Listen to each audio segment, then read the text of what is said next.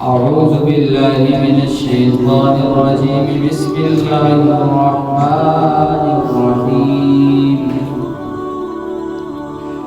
واذكر في الكتاب إبراهيم إنه كان صديقا نبيا إذ قال لأبيه يا أبت لم تعبد ما لا يسمع ولا يبصر ولا يغني عنك شيئا.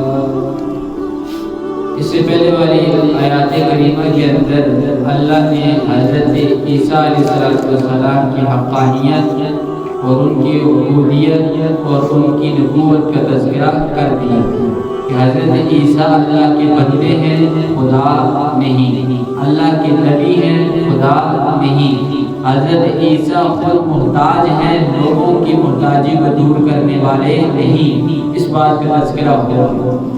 اور یہ جو دو رکوع ہم نے پڑھے اس کے اندر عیسائیوں کے تمام جو عقیدے بنے ہوئے ہیں ان کا کیا تھا؟ رد کہ اللہ سے ہوتا ہے، عیسیٰ سے کچھ بھی نہیں ہوتا، عیسیٰ تو خود مریم کے پیٹ سے پیدا ہوئے ہیں، وہ تمہاری ضرورتوں کو کیا پورا کریں گے۔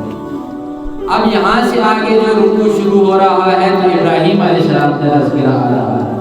پہلے بھی عرض کر چکا ہوں کہ ان مواقع کے اوپر کہ قرآن قصے کو محض قصے کے طور پر نہیں لاتا، قصے سنانا قرآن کا کام نہیں۔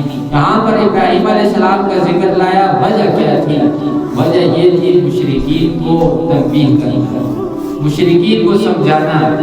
مشرکین کہتے تھے ہم ملت ابراہیمی کے اوپر ہیں، یعنی ابراہیم علیہ السلام نعوذ باللہ بتوں کی پوجا کرتے تھے، ہم یہ بتوں کی پوجا کر رہے ہیں۔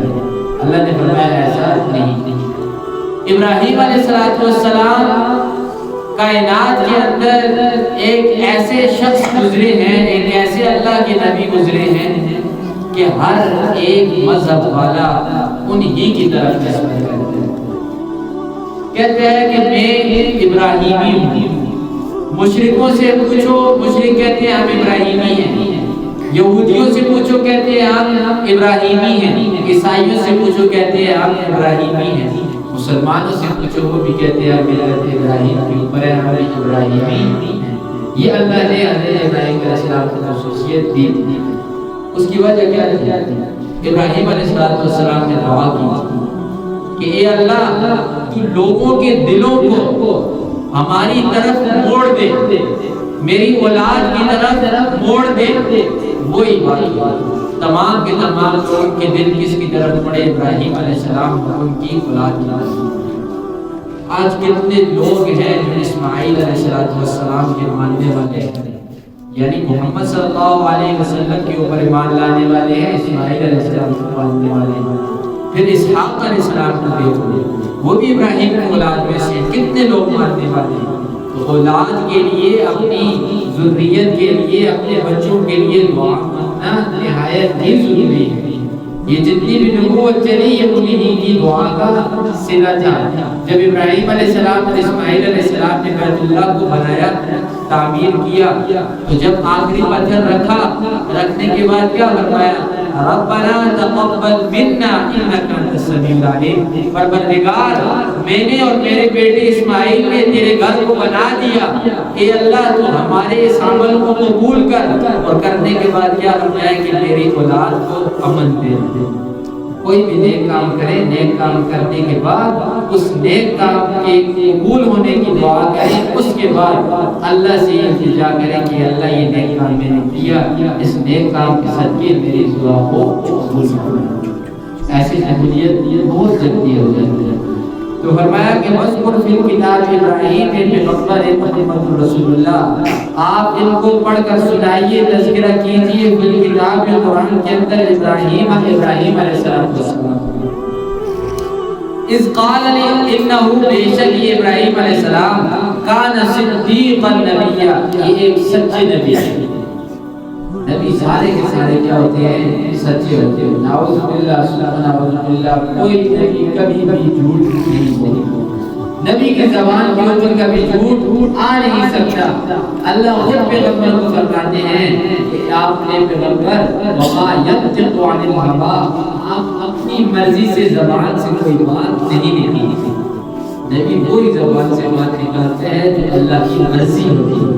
نبی کبھی بھی جھوٹ نہیں بولتا۔ فرمایا انه كان صديقا نبيا، وہ اللہ کے سچے پیغمبر ہیں۔ اذ قال لأبيه، جب کہا انہوں نے اپنے والد سے، یا ابتی، اے ابا جان، لما تعبد، آپ کیوں عبادت کرتے ہیں، ماں ان چیزوں کی لا یسمع جو سنتے نہیں، ولا یبصر اور نہ ہی دیکھتے ہیں، ولا یغنی عنک شیئا اور نہ ہی آپ کو فائدہ پہنچاتے ہیں ذرہ برابر۔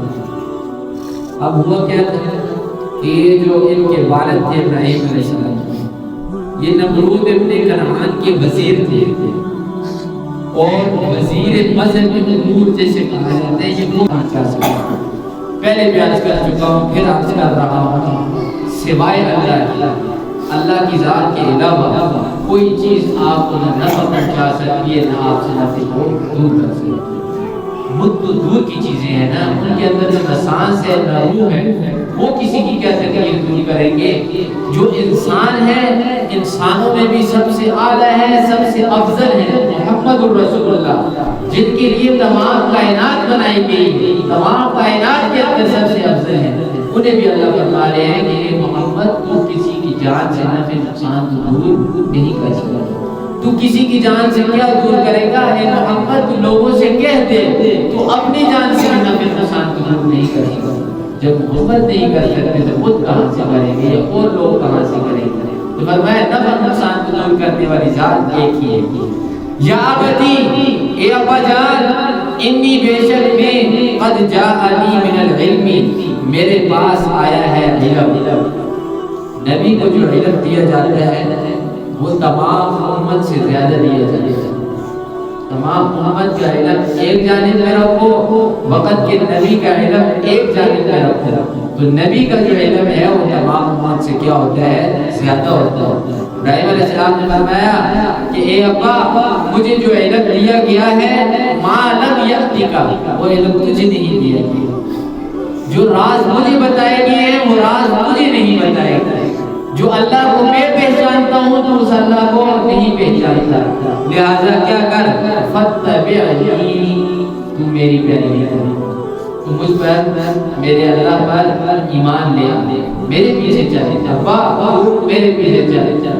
اب دین یہی سکھلاتا ہے کہ اگر باپ مشرک بھی ہے، باپ کافر بھی ہے، باپ سے آپ نے بے ادبی سے بات نہیں کرنی، باپ کے ساتھ ادب سے بات کرنی ہے، باپ کی بات آپ نہ مانیں۔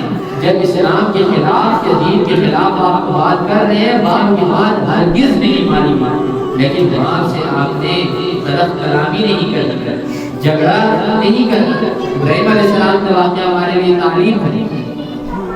فاتبعنی اہدک، میں تجھے دکھلاؤں گا صراطا سویا، سیدھا راستہ۔ اے باپ میرے پیچھے چل، میں تجھے سیدھے راستے کے اوپر چلاؤں گا، تجھے سیدھا راستہ دکھلاؤں گا۔ ہدایت دینے والی اللہ کی ذات ہے۔